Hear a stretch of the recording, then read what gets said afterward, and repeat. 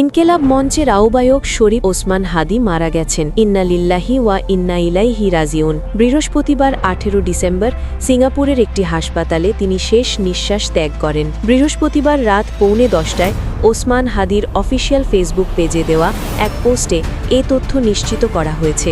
পোস্টটিতে লেখা হয়, ভারতীয় আধিপত্যবাদের মোকাবিলায় মহান বিপ্লবী ওসমান হাদিকে আল্লাহ শহীদ হিসেবে কবুল করেছেন।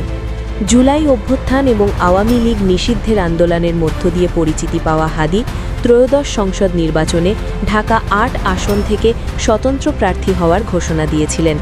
গত শুক্রবার 12 ডিসেম্বর গণসংযোগের জন্য বিজয়নগর এলাকায় গিয়ে তিনি আক্রান্ত হন। চলন্ত রিকশায় থাকা হাদিকে গুলি করেন চলন্ত মোটরসাইকেলের পেছনে বসে থাকা আত্মাতি। গুলিটি লাগে হাদির মাথায়। গুরুতর আহত হাদিকে দ্রুত ঢাকা মেডিকেল কলেজ হাসপাতালে নিয়ে অস্ত্রোপচার করার পর রাতেই তাকে ঢাকার এভারকেয়ার হাসপাতালে ভর্তি করা হয়।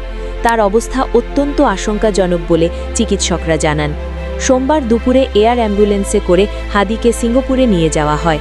বৃহস্পতিবার বিকেলে ইনকেলাব মঞ্চ জানায়, ওসমান হাদি এখন জীবন মৃত্যুর সন্ধিক্ষণে দাঁড়িয়ে আছে। পরিবারের পক্ষ থেকে সিঙ্গাপুরেই অপারেশন করবার অনুমতি দেওয়া হয়েছে।